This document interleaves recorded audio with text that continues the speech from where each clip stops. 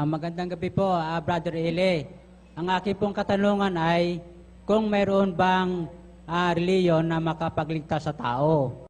Ang ikalawang pong tanong po ay sa dami po ng reliyon, alin po ba talaga ang totoo? Yan lang po.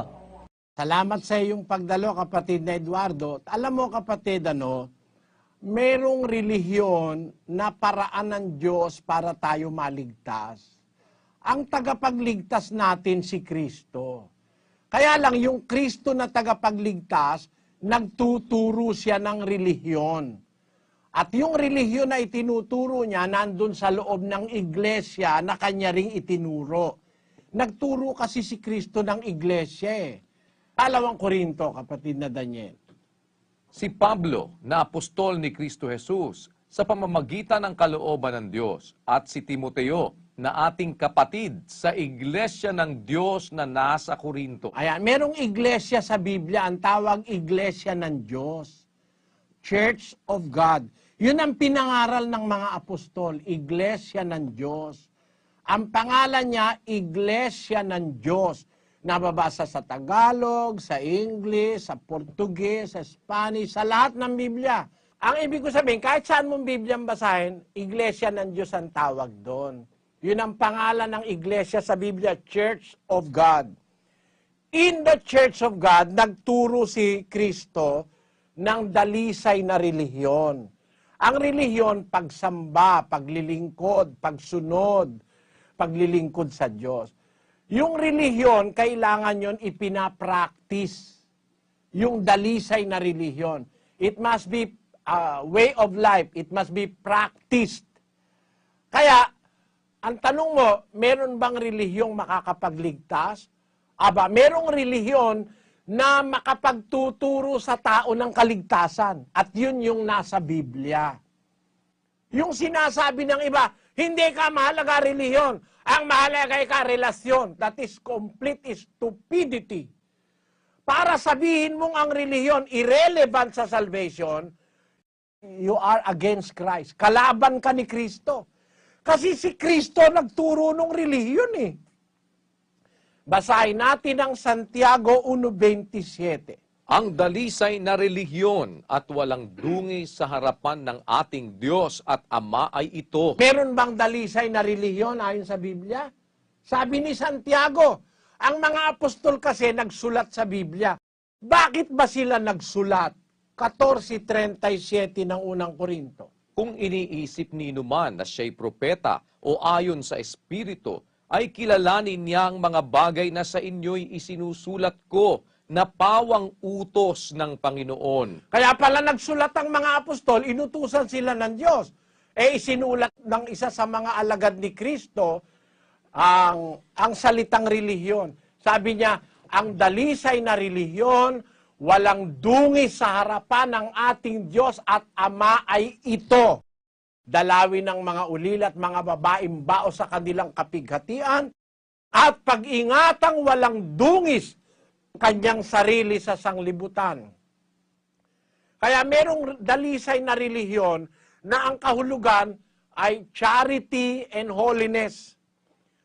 Ang gagawin mo, magkaroon ka ng charity and holiness, kawang gawa sa mga kapuspalad gaya ng mga ulila at babaeng bao, at holiness, pag-iingatan mo ang iyong sarili na walang dungis sa mga dungis na nasa sanlibutan. Yan ang essence ng tunay na relihiyon. Itinuro yan ni Kristo sa loob ng iglesia ng Diyos na nasa Biblia. Meron bang kinalaman yan sa kaligtasan? Meron po. Kasi kung di ka matututo ng tunay na paglilingkod sa Diyos, sa tunay na relihiyon, sa iglesyang nasa Biblia, hindi ka rin maliligtas. Pag hindi ka susunod, hindi ka maliligtas. 15:1 hanggang 2 ng unang Korinto. Ngayon ipinatatalastas ko sa inyo, mga kapatid, ang ebanghelyo na sa inyo'y aking ipinangaral, na inyo namang tinanggap, na siya naman ninyong pinananatilihan. Sa pamamagitan naman ito'y ligtas kayo. Yun, yung aral ng ebanghelyo, sa pamamagitan nito, ligtas kayo. Maliban na, maliban na kung kayo'y nagsisampalataya ng walang kabuluhan. Ayon, para ikaw ay maligtas, susundin mo yung aral ng ebanghelyong itinuturo sa iglesia. Kasama dun yung tamang relihiyon na dalisay at walang dungis.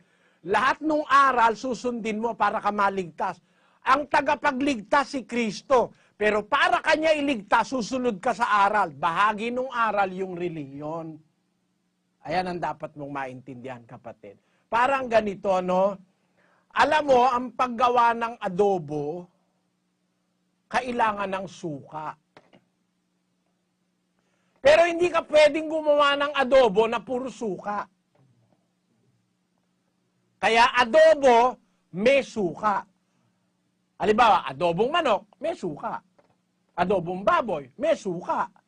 Adobong sitaw. Pati sitaw, inaadobo sa Bisaya eh. At saka sa Tagalog eh. May suka pa rin yun, kaya nga adobong sitaw eh. Alisin mo ang suka, hindi adobo. Ano ibig ko sabihin? Ang kaligtasan, maraming sangkap. Kabanalan, kawanggawa, pagsunod sa utos, maraming sangkap. Alisin mo yung relihiyon, hindi ka maliligtas. Bakit? Parang inaadobo, inalis mo yung suka, walang adobo. Ganon. Kailangan kumpleto ang pagsunod. Basahin natin ang 2 ng Santiago, versikulo 11. Sapagkat ang nagsabi, huwag kang mangalunya, ay nagsabi naman, huwag kang pumatay. Ngayon, kung ikaw ay hindi nangangalunya, ngunit pumapatay ka, ay nagiging suwail ka sa kautusan. May sabing huwag kang mangangalo niya, hindi na nagsabi huwag kang papatay. Eh hindi ka nga nangangalo niya, pumapatay ka naman, swail ka rin. Ang nagsabi ng relihiyon, yun din ang nagsabi na sumunod ka sa kanya. Eh pagka sumusunod ka, ayaw mo naman ng relihiyon, ay hindi pwede. Kailangan sundin mo siyang buo. Yun ang sagot sa tanong mo, kapatid, at sana po naintindihan. Pwede po bang bautismuhan ng